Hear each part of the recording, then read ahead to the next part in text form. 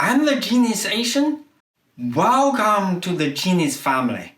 Two things I'm going to show you today. 1. How to adjust a single flush toilet. 2.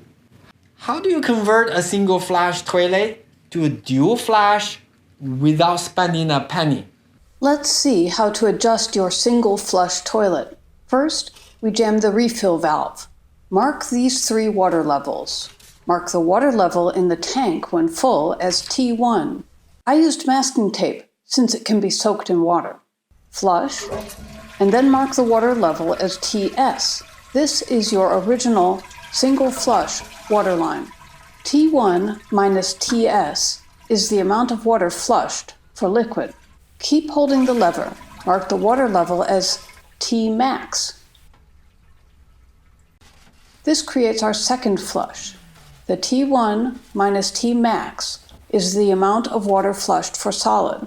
By adjusting T1 and TS, we can adjust both the liquid flush and solid flush. Calculate. Next, we need to know how much we need to adjust. We need to use the measuring cup to fill the tank from T max to water level T1. We need to fill a table entry each time we add a cup into the tank. So the amount of water for the liquid flush is T1 minus TS, which is 6 inches, which is equal to 40 cups or 2.5 gallons. So the amount of water for the maximum flush is T1 minus T max, which is equal to 3 gallons. This means we have been wasting a lot of water over the years. If you have not measured your toilet's actual water usage, now is the time to do so. We want to target our water-saving liquid flush at 1 gallon. From the table, we know if we move T1 from 8 1/8 inches to T2 at 4 1/2 inches, then the amount of water for the liquid flush is T2 minus TS, which equals 1 gallon. The amount of water for the maximum flush is T2 minus T max, equal to 1.5 gallons.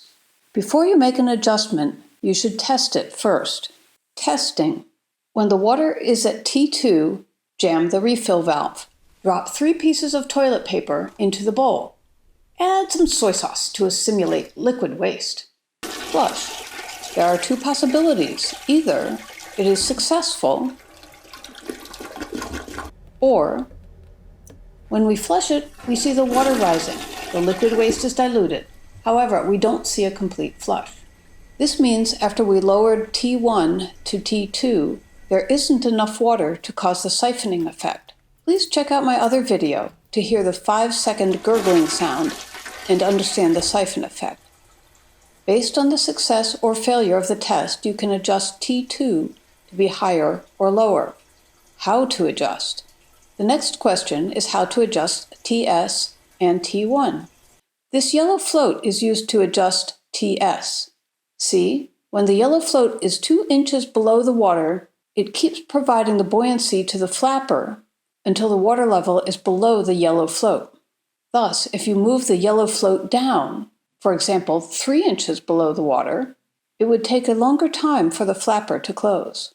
Thus, slide the yellow float up for less water or down for increased flush volume. We can lower the T1 level by lowering the height of the black float on the refill valve. There are 2 ways to adjust the heights of the float. One is a larger, rough adjustment. You can remove this ring and adjust the height by turning the shank. The second is a smaller, fine adjustment.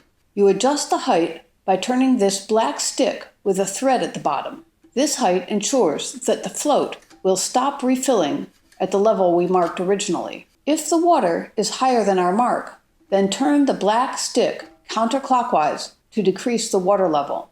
If the water is lower than our mark, then turn the black stick clockwise to increase the water level. However, the refill valve can't be lowered to this limit. From our calculation, we need to move T1 to 4.5 inches to make the liquid flush 1 gallon. The solution is to put a milk jug in to raise the water level, but the big milk jug is too close to the flapper. Since the top of the milk jug is smaller, we put the jug upside down so that it does not interfere with the flapper movement. With the milk jug in, we need to use the measuring cup to fill 1 gallon of water from TS to T3. We need to complete a table entry each time we add a cup into the tank. With this table, we can easily verify we have the least amount of water for both liquid flush and solid flush. So, when operating the flush, you will push the lever normally for a liquid flush. For a solid flush, keep pushing the lever down at least 5 seconds until you hear the gurgling sound.